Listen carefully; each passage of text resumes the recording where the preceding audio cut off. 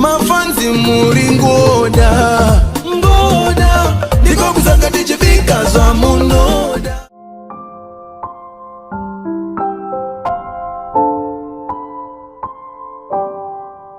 Akakuuza mara ifembeni mari noshana yokataze alantu school mpena bawo arudiga tuzoti ndiye haranja madana asukere nasinyo asunga bu inda ageza we aku yari mota sai mbai mumu na zi ndo mirani no yo kote isiro kote mirani da kama usimusia mtelo utole bora osuza dziko wamenda dziwa kupedza mabasiyo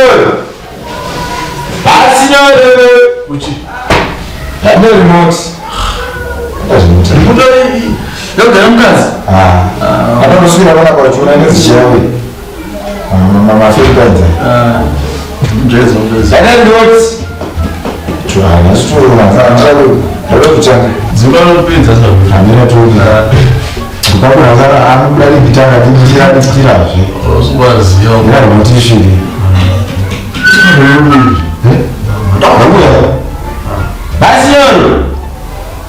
Basioro kasiyana remote kuti shi iyo nakupedzera timu ndanzi inopedza inodidi unongorwa bheti machena basa wotobranautora kumwedza nasi unokanofemberera sana zvezvi vane business remote aisiyo munogoti remote senda zvinoda fish ndatume mwana kunhu kumateva duda aiwa akana ndoda rivi dolphin chairini jesus anje dolphin ndoiwana kupi manje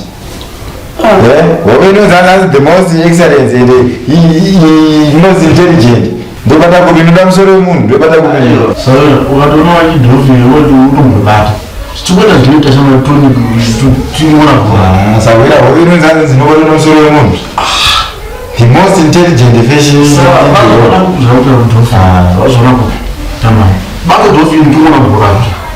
manje basitonina dolphin tv aizkudake jesus tazakona bhora nyinyi dolphin saka nyanguuzanekuti inokwe yogara kana ari matwinzika kuzva chidhunu masendeke ndokuzi makororo yoje hakuna munhu unedza kuda izvo dolphin kana zvitochita manje handiti dolphin mutorwa yakafanana nembaravazi handiti satitumira mwana atenge mbaravazi tichifanira kuona zvibhora patizamo aiwa muri semina vholosoka matobuda pano izvezvi iyi tv haichadaki inini mwoyo muno kuti basa rekuda kuonana lukaku kuti vakasimba wenyu mwana mamusimbisa mapedza tv yangu haisikubaga pana paitoya izveni avholoso muchiri pano itainobve pano tv kutondimururai mutori mumwe zveni matobva pano nekuti tv kutomurai itainiende zvinokuziva mapamo mwana vholoso nendonyaya ndinaipana ndinchaitaura rini marimwe zuva manheru 12 ndinaitinanaanzimberingatoshita ndikabuda nehusimu matoshi mutsvaga masisi shirusiku tona mwana ndinaipana andinamboumberi kuti hamune zvinhu zvino nenokuzotonana kudzima handichazivi tomandozikunokota shiri vanozvadazvo ndokuna abholoso muchiri pano chitaimubve panapa ndautati tv kutonhuhwira inini nemwana wangu makutotikanganisa toonana